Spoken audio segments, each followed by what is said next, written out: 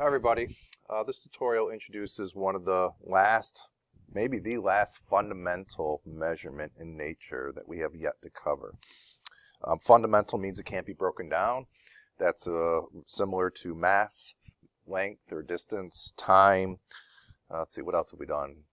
Current, remember electrical current is a fundamental measurement. Radians for direction. There's one for luminosity. I can't remember off the top of my head. I think it's called the candela. And the mole for amounts. So temperature is, if you really think about it, it really doesn't seem to be related to any of those. The closest quantity that we've talked about that you might associate with temperature is ultimately energy. And while they are related, they're certainly not the same thing.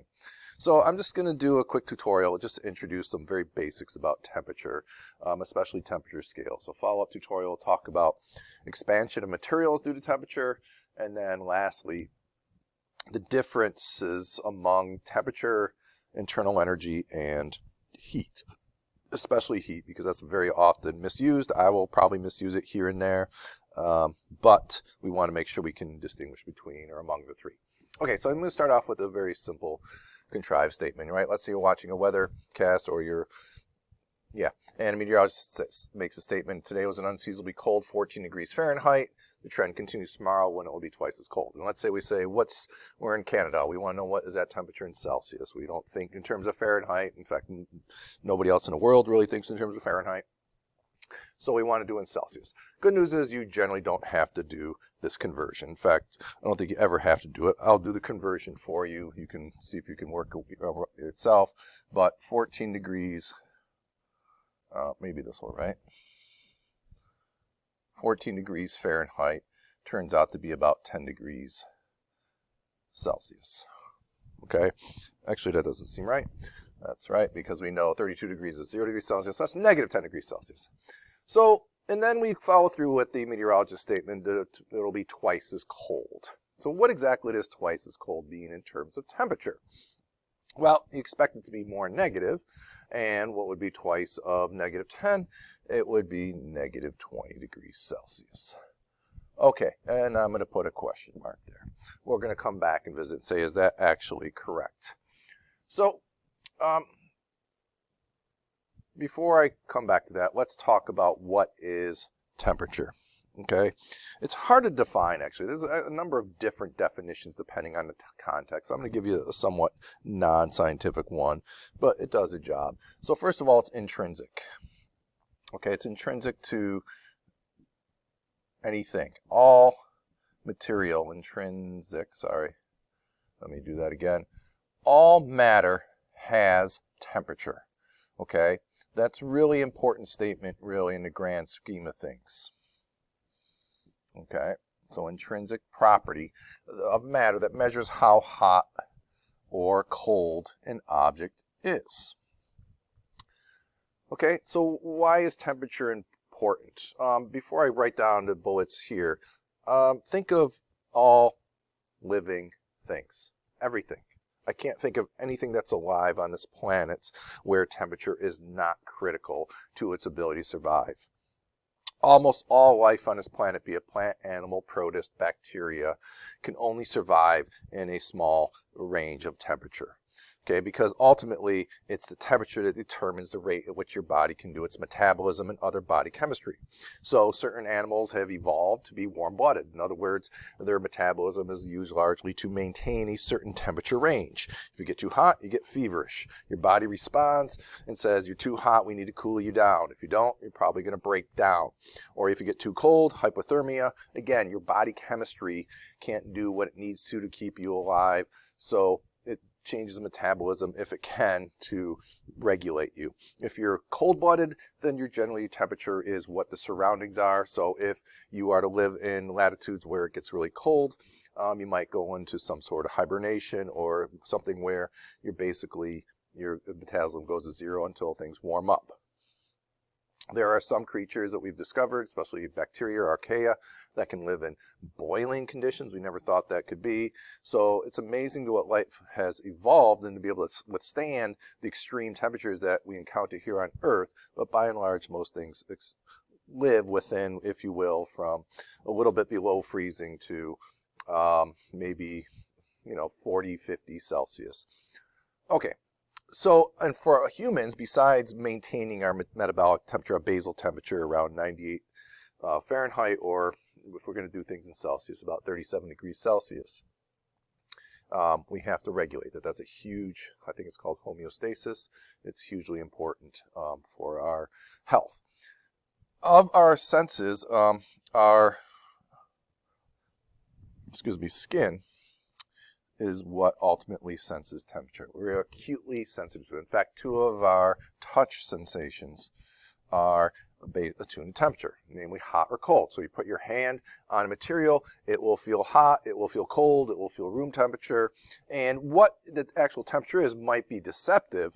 In other words, something that feels cold might not necessarily be cold in an absolute sense. We'll talk more about that, some classic demonstrations of that. But it's very important to us because if we put our hand on something that's scorching hot, we want to know that so we can pull it away. We don't burn our skin any more than hopefully a blister. And if it's too cold, you can get frostbite, etc. So you want to be able to adjust to that.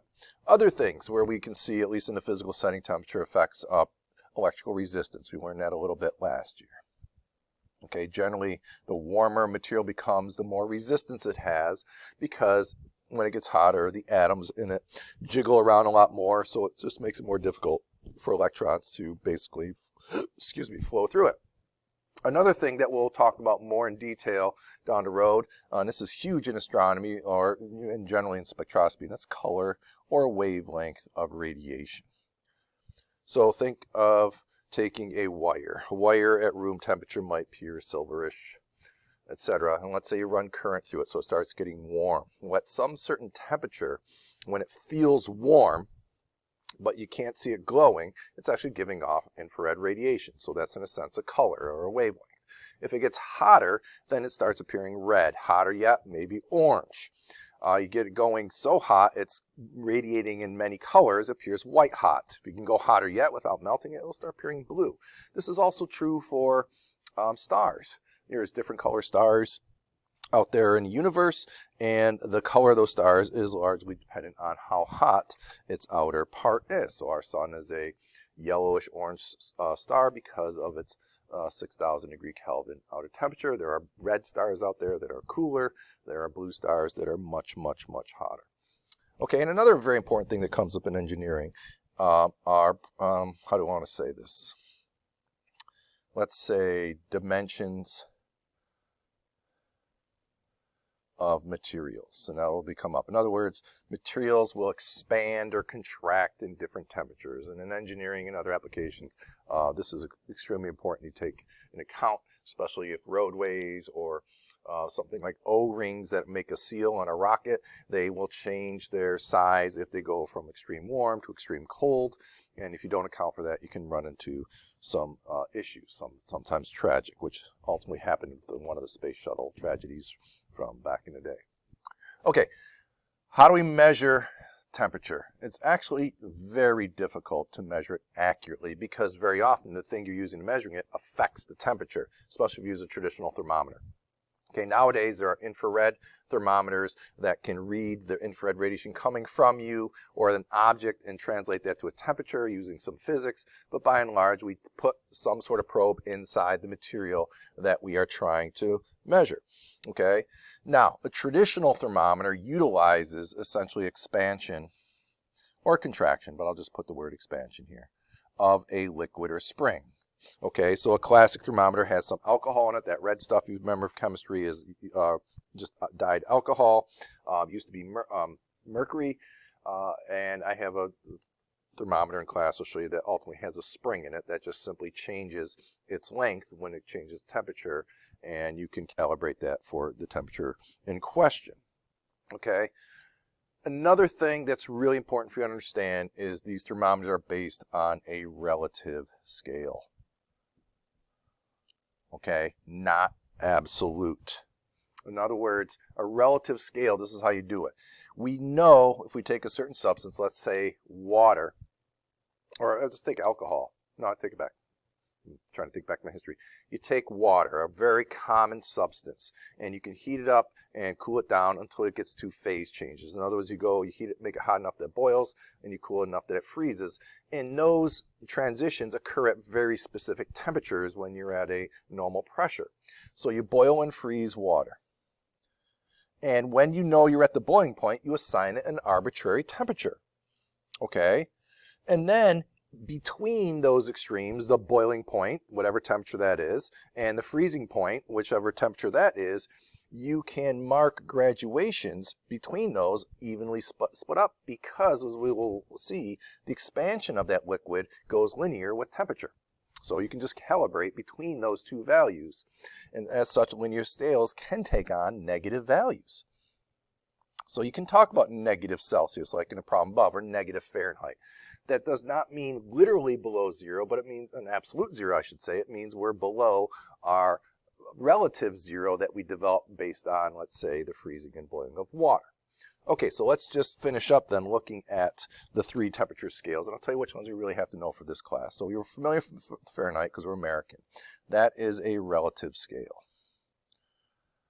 Okay, the boiling point is 212, the freezing point is 32. I don't remember the history behind that, but it's certainly not convenient numbers. I oftentimes have a hard time remembering that. So someone said, hey, let's make the numbers friendlier. Let's go to Celsius, which is going to be the scale we use most often, and that is also relative.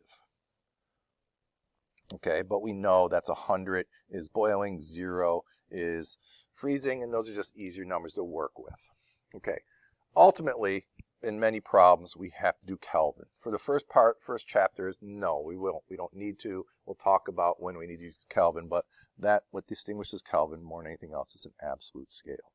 Okay, so the boiling point of water in Kelvin is 373 Kelvin, and we just put K. We don't put the degree sign there. We do put a degree sign there. I don't know why. I think to distinguish between relative and absolute, and this would be 273 Kelvin. Okay, conversions you need to know. Well, here is Celsius to Fahrenheit. I just put that there. You don't need to know that. We'll never do anything with it. Maybe there's one homework problem. Kelvin to Celsius, you do need to know because they scale with each other.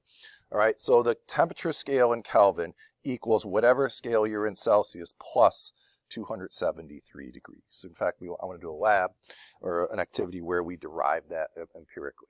Okay, so if we were to plot Kelvin scale here and Celsius scale here, we said we see they scale, but because of this plus sign, all right, it's going to look something like this. Okay, it's linear, but it does not pass through the origin. So if I want 0 Kelvin, I take my 0 Kelvin is right here. That would be my degree Celsius. Wait, is it plus negative 273? No, it's 273. I just have these reversed in what I want them. Okay, so whatever you read in Kelvin is up here is the 273, sorry, the y-intercept. So down here would be negative 273 Celsius. Okay, so let's finish up with a question. So we talked about what is tomorrow's temperature based on the very beginning right here. We predicted negative 20 Celsius, and I think you know by now that can't be right because Celsius is a relative scale. And so if Celsius is this plus 273, doubling Celsius does not give us double the actual temperature. So what we have to do is we got to do this in absolute terms. So negative 10 Celsius translates to 263 Kelvin. Okay, so if I want to say tomorrow is twice as cold, I got to take half of this. So I'm not going to write half as cold. I'm going to do here, that's about 131 Kelvin. And then if I want to go back to Celsius, then I add, let's see if I got this right, subtract 273. And so that's about negative